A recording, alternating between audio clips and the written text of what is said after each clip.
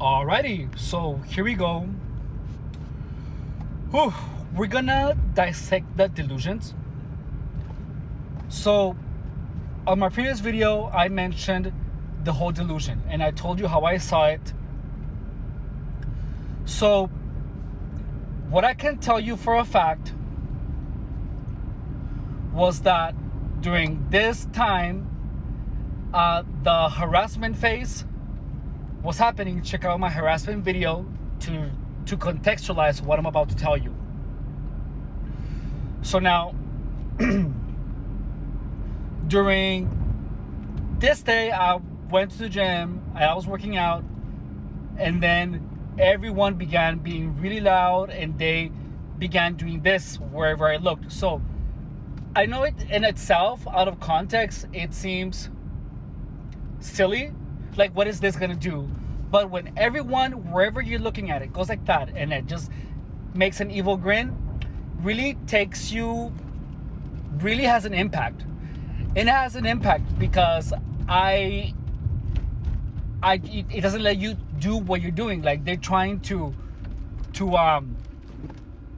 interrupt everything that you're doing. So then I said, hell no, this is not happening. There's no way I'm not going to finish my shoulder workout. So I finished my shoulder. I went to my car, I grabbed my hat, and then I put it on and I put the visor as low as possible. But they were literally doing the hand sign underneath it. I'm telling you, because I had my hat, the visor, I had it really low so that I wouldn't see.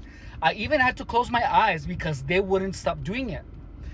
And I stayed until I was done, and I did have my workout with my eyes closed because I said to myself, I am not going to run from this. And I didn't.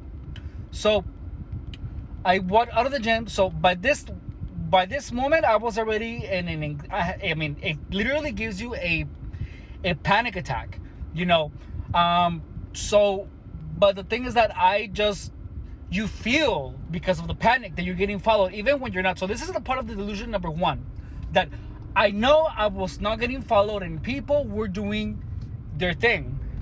But because of the anxiety attack, you feel and you perceive like people are following you. Now, these people, I have no idea how they communicate. So maybe half of it, I know that more than half of it was a delusion, was my interpretation of the people. But the gangstalkers were doing the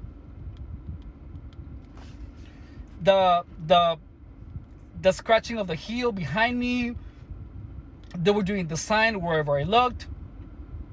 That is not normal, because if it was normal, it would have happened more times and a lot more frequent. It only happened that one time.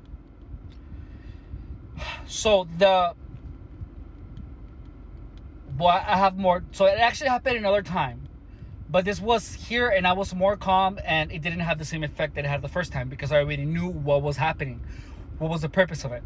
Well, the thing that I mentioned in my previous video with the headlights, with the turn signals, I was making the connections in my head. I know that the thing is that because you have the illusion that they are communicating and they're a gang that can communicate easily, gives you that impression that they're doing that to F you up, because you have been conditioned to. By this point, I was already conditioned with the headlights. I was already conditioned with the turn signals. And so then the trick is that they condition you to perceive it in a particular manner, and the perception grows in significantly stronger when you're having an anxiety attack. And the thing is that anxiety attacks by themselves don't produce this, but if there is a narrative that is causing you panic, you're going to keep pushing that narrative onto what's in the front of you. So then it was a conditioning for me to start perceiving turn signals and headlights as such. So then, because your mind is running, you start your neurons go crazy and they start making connections that they weren't there. So I know for a fact that they didn't all turn their headlights on when I turn my phone to try to record them. I know that's not the case, but it felt like it. That was a delusion. So in reality, life was happening like it does every day. But gangstalking puts you in a state of mind where you start perceiving that because of the previous conditioning. So it's all psychological. Gangstalking is all psychological to make it seem a lot bigger than what it really is. Now, I am 90% sure that it was of the headlight. Actually, I'm 100% sure of that stuff, of the things on the freeway that I was imagining it, because coming back to it, it only happened when I felt the pull in my throat. So with the experience as I went on with the gangstalking, there's something in your throat when you start feeling they kind of train you, I guess. So and the pull on your throat is what makes it real. I want to talk about this later, but there is something that activates you to perceive things a certain way. Like it's like whenever whenever you feel the shame or the anguish, it kind of activates that narrative. And even if it's a headlight and you feel the throat pull, you have been trained to think a particular thought. So then when I realized the whole thing with the sensation of the throat, and I made the connection that the pull in the throat is what creates the narrative, is what pulls the thought to your consciousness, that's when the gangstalking stopped working. But that's why they make slams on or make loud noises or bangs whenever they see you swallowing saliva, whenever they see you uncomfortable, is when they bang, because then that makes you perceive that. So then the headlights, you feel something on your throat. You feel anguish whenever you see it because you have been conditioned to feel anguish. They're bullying you with a method that makes you feel that. And so then whenever you start seeing things that have nothing to do with it, but that are the same cues, such as the headlights or the turn signals, it feels like it's such. So like it is not that they knew where I was looking, where they perfectly timed it for. Well, I have to tell you about this later, about the timing of the turn signals. But just like with the sign that they do, that they do it whenever you're looking at, and they do the evil grin, it gives you anguish. So then that same thing applies when you just are looking at the street and you start noticing the turn signals. If you look at it right when it's blinking, it pulls that in your throat because your brain familiarizes it with the gangs, with that. By the way, later I'm gonna make a whole playlist with the terminology of the gang sign and what a lot of this vocabulary. I mean, the gang sign, the gang stalking things, we're gonna talk about it, how it ties to your spirit, about the shadow, all of that stuff. I'm gonna make videos in regards to a lot of the vocabulary that I'm using here that you might not be familiar with, and it's gonna help you make more sense of this. Anyway, so it is not that I was being followed. Maybe in the beginning when I was getting conditioned, but then when you are when you're having an anxiety attack, you start interpreting it in a particular way because you have been conditioned to do so, even when there's absolutely nothing happening. Like I was conditioned to think of the car headlights as them following me, But the thing is that before the gangstalking, I never even paid attention to the headlights. I never cared. But when you're conditioned to it, you start noticing it. It's like when when they shame a dog for eating something, they're like, no, and he puts his ears down, and then so that no makes them feel bad. Same thing. So they train me like a dog, where we're seeing a headlight, seeing a turn signal, innocuous and insignificant trivial things. You start interpreting those as part of the gangstalking operation. And they're mundane things that happen every day. It's not that anything has changed, but your reality of it. So yes, I am going to tell you now that the whole thing that I felt that I was being followed with the turn signals and all of that was a delusion. But at that point, I was sure that that was the reality. And that's what gangstalking does. Now, the thing with the pump, with the gas station,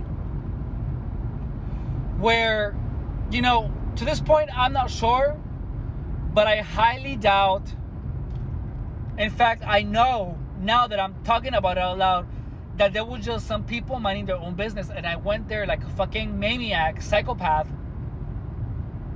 thinking that they're following me. So to them, let's look at it from their perspective. Some dude gets there claiming that they're not using the freaking pumps, and until I began talking shit, then they hurry up. Then that's natural. Anyone, if I would be pumping gas and someone would be cleaning, now I'm just on my phone pumping gas, right? And it's busy time at the gas station, and I see some guy coming all crazy onto me, claiming all this stuff that they know what I'm doing and blah blah blah. I would be like, what the hell? I would immediately start pumping my gas so I can get the hell out of there, because that's crazy. So I understand. It makes sense. It was a delusion that I was living in that point. Now, the whole thing with the black license plates, and people, I've never paid attention for the license plates until that point. And then, so when you feel that you're getting stalked, there's this thing called the confirmation bias, and you start looking for things that confirm your perception, your perspective. And that's exactly what happened to me.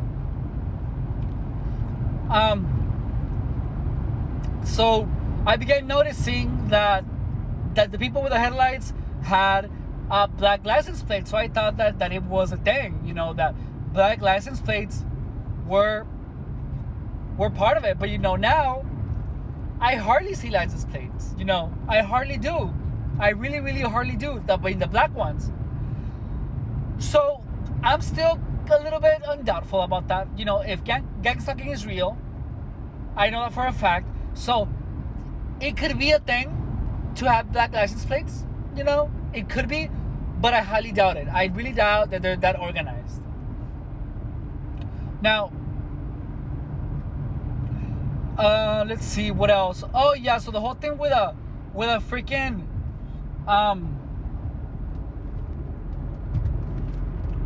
with a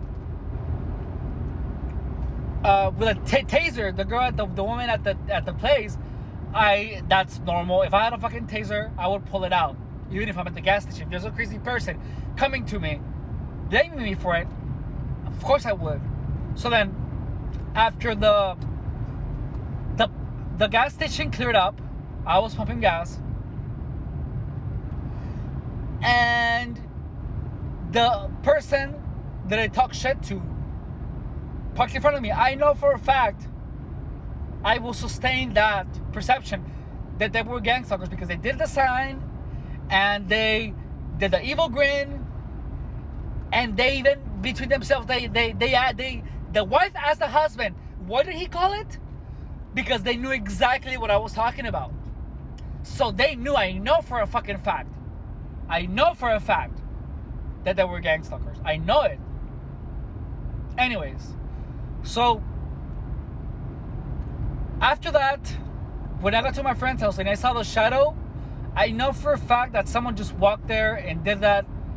Maybe it was a bird. I don't think it was a bird, actually, because I saw it was a shadow of someone walking. It could have been. I didn't hear any car passing by or anything, but it only happened one time, and only that one time is the only time that I have experienced such a thing. Only that day. So since it's such an isolated incident, and it happened only one other day in a totally different scenario that I will talk about later, But I know for a fact that was purposely done. So when I got to my friend's house, you start paying attention to things and you start questioning everything. Like, I began paying attention to like the crows and whatever. And I was like, it just sounds like someone is making crow sounds, because I was in that mental state where I began questioning everything. So, also at the gym, 90% that person was a gang stalker, because he was covering his face, and he walked right out of the shower. Like, he just walked in. He didn't have a bag. He had nothing. He didn't have a towel. He didn't have any. He wasn't wearing anything. Like, he wasn't ready to shower. But regardless, he walked into the shower, and I was at the very last stall, and so he walked all the way to the stall. And when he looked where I was, he saw that I had a camera and I had a tripod set up, and he covered his face and walked out. So I know for a fact that he was a gang stalker, because he had no intentions of showering. I know for a fact that he was a gang stalker. So, also, when I was outside the gym, the person holding his ear as if he was communicating, no, he wasn't communicating. It's a thing that they do when you have a narrative, or you have been conditioned to have a narrative, and they do things to confirm that narrative, is what gang stalking is. So gang stalkers, they create a narrative that is completely false, and then when they see when they see that you believe it, they do things to feed into that narrative. Therefore, cementing your perception of that narrative as real. So, with time, they start guessing what the narrative is. When you start having delusions, when you start hearing the voices, when you start feeling the sensations, and then the game is for them to figure out what is it that you're imagining, and then the fun is in them fitting that narrative that they're trying to figure out. And I'm telling you this because when I was at work, and I figured it out by then. So I wasn't in any narrative. I was back into reality, and I heard them. I saw them speak between themselves. They were saying, God, this one is hard to figure out. And then he said, no, he's going to go back. He's going to connect soon. That's another term that I want to talk to you about, is the connection. There's something that they talk about that is about being connected. Anyways, so in conclusion, what they did is they did something to produce me anxiety and to really cement a perception. Then when I fell into the perception, they know that you start making connections that are not there because they're feeding you that narrative. And then they start doing things to confirm the narrative, such as pretending to speak to someone on an earpiece that they're communicating with everyone else. There's a comment, and here, I hope he doesn't delete it, that says we were communicating. So that's the thing, is that they tell you these things to feed you the narrative as true, but in reality is a group of people that are messing with their perception of reality. They're feeding you an alternative reality, and in that point, the perception is real, because if you're perceiving something, right? If you have a perception of something, and everyone around you is doing things to confirm it, how the hell are you gonna know the difference between reality and a false and an alternative narrative? You can't, unless you know what they're doing. Once I knew what they were doing, I could see beyond the veil of them pretending, because they're horrible actors. I have no idea how they actually managed to convince me otherwise of the narrative. But yeah, that's what gangstalking is.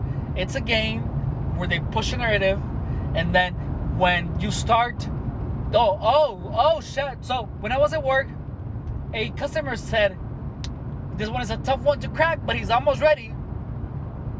So they know that there is a long time of setting you up, of conditioning you to feel this, to be convinced. So that's what it is, because that's when the harassment was happening. I was being harassed at work, everywhere I went.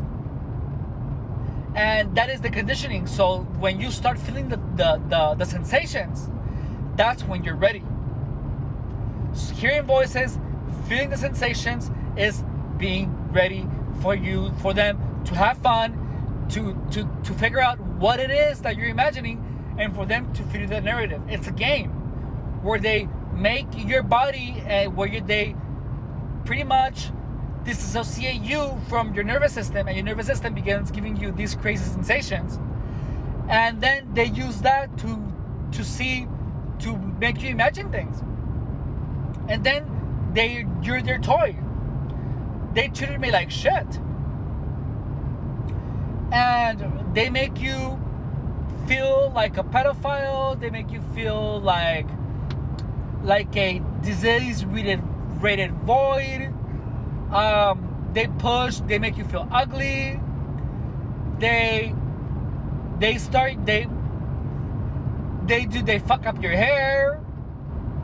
They did that. Someone actually fucked up my hair purposely. Someone who I trusted.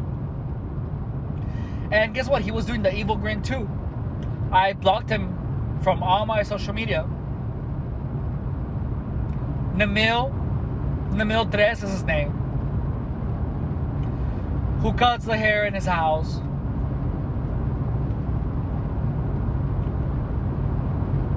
With a dog named Pikachu, I think.